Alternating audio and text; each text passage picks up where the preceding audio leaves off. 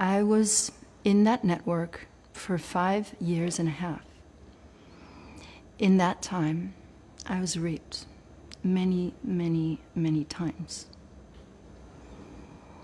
I don't have any scars to show how many times I was raped, but I did the math.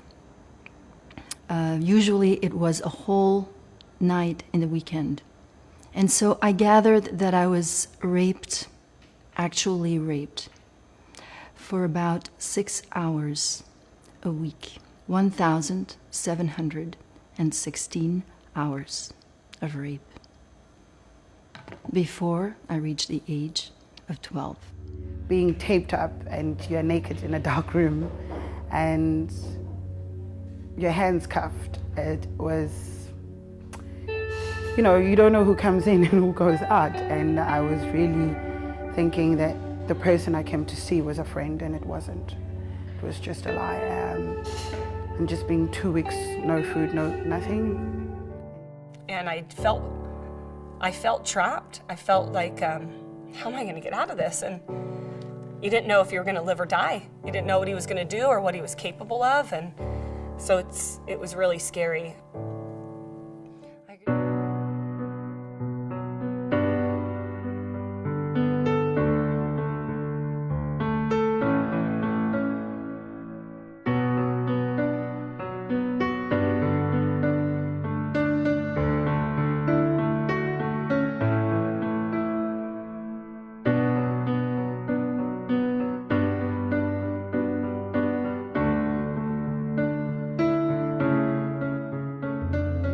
'A common myth about human trafficking is that the industry lives only in poor, underdeveloped countries where individuals are forced into sex slavery to earn a living. In reality, human trafficking affects almost every country in the world, including our own.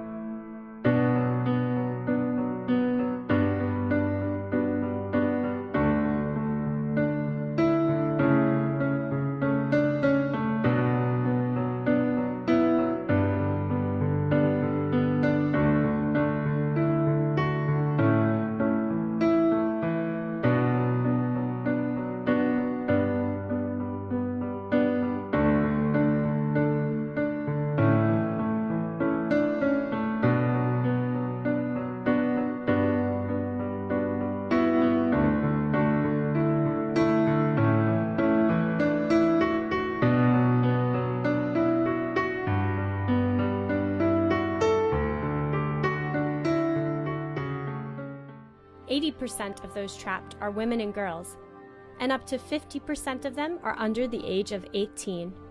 Human trafficking sells children and adults for a profit in industries such as sex and labor.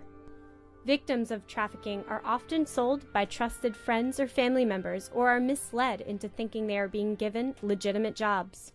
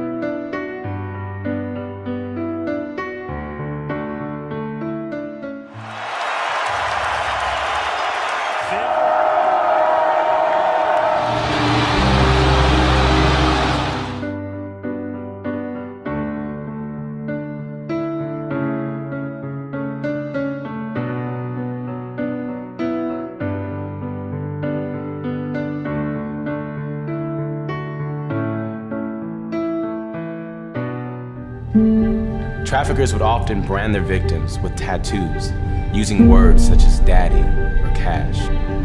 Trafficking victims may show sudden changes of dress and behavior. They may suddenly have possessions that they usually can't afford. They may have unusually long work hours. Victims may have new relationships with boyfriends or girlfriends that are noticeably older, and I'm not talking about a few years. Difficulty with making eye contact, especially with men. Victims may have untreated medical problems, such as cuts, bruises, burns, broken bones. They may miss school frequently, make frequent trips. Victims may be unable to speak independently. Other people may insist on answering questions for them, or even translating for them. Victims may even be frightened of authorities, seeing them as the bad guys.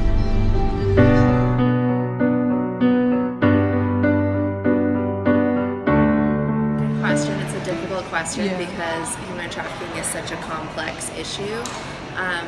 Something that is really beneficial when you do raise awareness is just being aware of when it actually is happening around you and being mindful of when you see it, being able to report that suspicious behavior or different things that also contribute to human trafficking. So while you might not see someone specifically being trafficked across a border, for example, you may see some suspicious behavior or different language or conversations that contribute just to the negative attitudes that people have that then feed kind of into the regime of just people who are forced into migration, for example.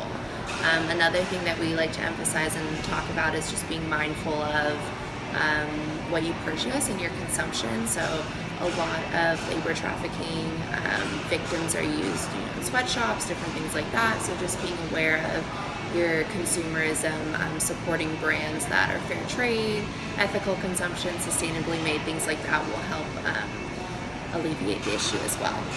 All right. By us, but the truth of it is, the only people that can change this situation is people like ourselves. And so my suggestion would be to continue to learn more about modern day slavery and that kind of sexual exploitation, and then find ways to work within your community groups, your church groups, to exert pressure on our governments to do more, to insist that the law enforcement agencies in our country commit themselves more aggressively to remedying and mitigating this terrible situation.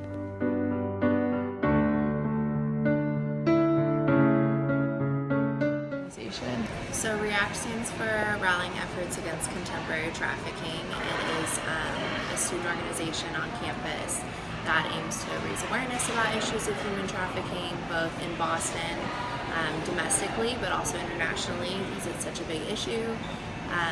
We also focus on both labor and sex trafficking. Yeah, so definitely talking about the issue is really big, just educating yourself because it is such a complex issue. I encourage you to watch documentaries, I encourage you to read about it in the news, pay attention to what's going on. Love people to join REACT and reach out to us. We're putting together an event. Next week we have some speakers coming and we're screening a documentary, so again, that's a great way to raise awareness. Additionally, as I mentioned a little bit earlier, just being mindful of your consumption and that you're not buying into this industry and supporting labor trafficking, for example. Just being mindful of who the workers are, what conditions they're in, are they being paid well, who are their employers. People think sometimes that these big companies are really powerful and it's really hard to make Nike change their way, but if you've seen in the news, if people do speak up about these issues, there are a lot of ways to treat people better and reduce, I guess, the demand for these awful conditions. So, yeah.